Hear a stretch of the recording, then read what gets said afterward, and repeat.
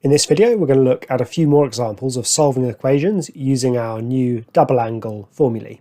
All right, so here we've got a seemingly very simple equation. Tan 2x equals tan x, and we're looking for answers between 0 and 360. Well, we're going to have to use the tan double angle formula here because we need the angles to match. So tan 2x is the same as 2 tan x over 1 minus tan squared x. So we're solving all of that equals tan x. So you can see this is actually a little bit trickier than maybe it first appeared. All right, multiplying through by 1 minus tan squared x, we get 2 tan x equals, and then 1 minus tan squared x times tan x is tan x minus tan cubed x. Okay, so a cubic function in tan, so it was more complicated than first met the eye. Okay, let's add tan cubed x to both sides and subtract tan x from both sides, and we end up with the following equation. Tan cubed x plus tan x equals 0. So if I factorize out tan x, I get tan x multiplied by tan squared x plus 1 equals 0. Okay, and solutions to this, well, either tan x equals 0 or tan squared x equals -1. But there are no solutions there because tan squared x is always positive, so there's no solutions there. But there are solutions here. There's x equals 0 and 180. Those are the two solutions between 0 and up to but not including 360. 360 degrees would also be a solution.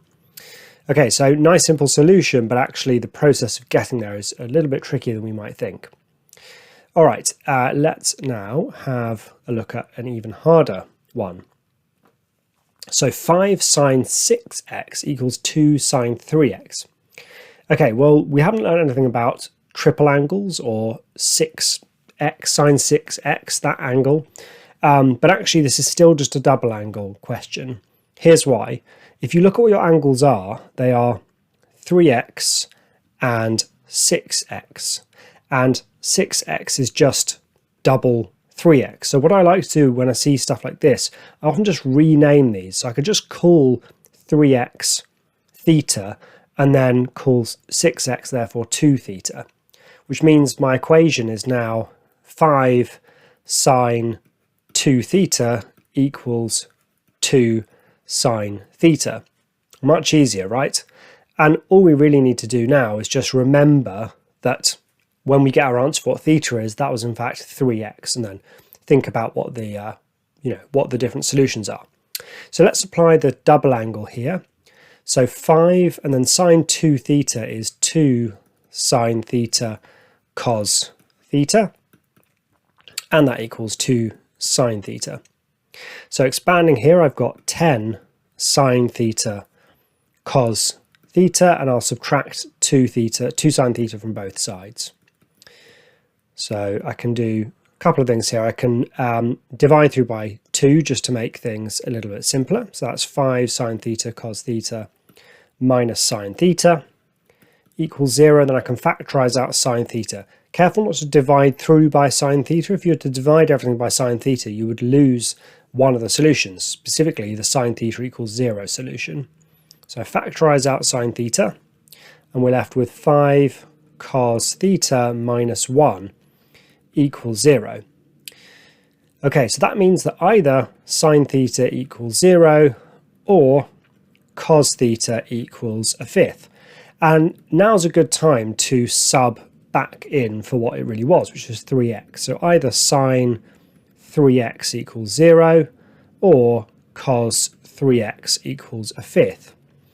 Because now we can find our solutions. I'm going to continue that over here. So if sine 3x equals 0, then 3x is, well, inverse sine of 0 is 0, but then we want a bunch of other solutions. So 180 is another one, minus 180 is another. And in fact, when we're dividing through by 3, well, 0 divided by 3 is 0. 180 divided by 3 is 60, and that's on the edge of the boundary, but it's not in it. So I don't want 60, but minus 180 divided by 3 is minus 60, and that one is in the region that we're looking for. So there are a couple of solutions, but I've also got cos 3x equals a fifth. So we're going to use our calculator here, of course. So inverse cos of 1/5 is 78.5. Now, I should definitely generate some more solutions. A good thing to just help speed things up is when you see these sort of symmetrical boundaries with positives and negatives, just use the fact that if 78.5 is a solution for cos, so is minus 78.5. Whenever you've got one solution of cos, negative is also a solution. Now, other solutions would be 360 minus this. But that's actually outside the range, because look, if we only want x between minus 60 and 60, then 3x would be up to 180 and down to minus 180. And if I did 360 minus this, or added or subtracted 360 to any of these, it would be well outside the range. So all I need to do is divide these by 3. And that gives me 26.2 and minus 26.2. And so there are my 4 solutions. X is 0, minus 60, 26.2 and minus 26.2. All right, so there's an example of a slightly more complicated application of a double angle. If you can see that one of your units is double the other, in this case we had 6x and 3x, then it can be useful to apply a little substitution just to make things easier. All right, that's all for solving equations with double angles. In the next video, we're going to look at proving identities using double angles.